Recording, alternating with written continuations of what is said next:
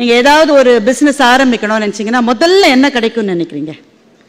First எல்லாரும் சேர்ந்து discourage பண்ணுவாங்க. அத்தனை பேரும் உங்களை சுற்றி இருக்கிறவர்கள், இதெல்லாம் நமக்கு தேவையா, இதெல்லாம் வேலைக்கு ஆகுமா, நிம்மதியா ஒரு இடத்துக்கு போய் கை நிறைய சம்பளம் வாங்குறதை விட்டு இந்த விஷயம் வந்து திரும்ப திரும்ப காதுல விழுந்துகிட்டே இருக்கும்.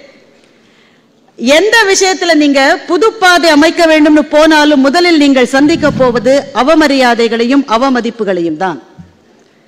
அதை தாண்டித்தான் வாழ்க்கை இருக்கிறது.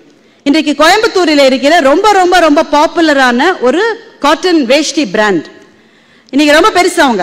ஆனா ஒரு காலத்துல அவர் அதை ஆரம்பிச்ச போது அந்த நிறுவனர் தலைச்சுமையா அந்த வேட்டியை எடுத்துக்கிட்டு கடைவீதியில போய் விற்பாராம். தலைச்சுமைன்னு தெரியும் உங்களுக்கு, தலையில கூடைய வச்சுக்கிட்டு அதுல வேஷ்டியை வச்சுக்கிட்டு போவாராம். அந்த பஜார்ல இருக்கிற முதல் கடை அங்க போய் முதலாளி வேஷ்டி வேணுமா முதலாளி என்று கேட்கிற போது அந்த ஆள் ஒவ்வொரு நாளும் வெளில வந்து கெட்ட வார்த்தையால வெய்வாராம்.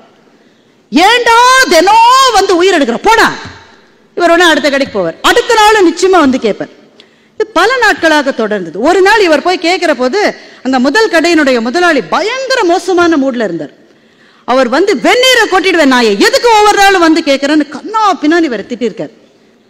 இப்போ உடனே நமக்கெல்லாம் இந்த சிச்சுவேஷன்ல நம்மளை வச்சு பாருங்க, நம்ம எல்லாம் என்ன செஞ்சிருப்போம்?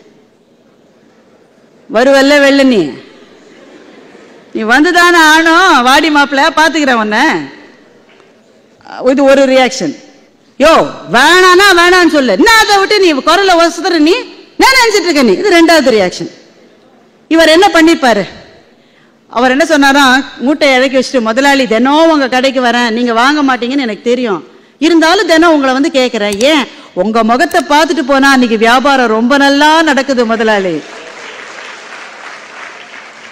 சின்ன விஷயம் தான், ஆனா தன்னுடைய ஈகோ தூண்டப்படுகிற போது கோபப்படாமல் அடுத்த மனிதர்களை தன் வசம் ஈர்க்கிறதை செய்வதற்கு உங்களுக்கு என்ன தேவை? அவமானங்களை விழுங்குகிற சக்தி நமக்கு தேவை.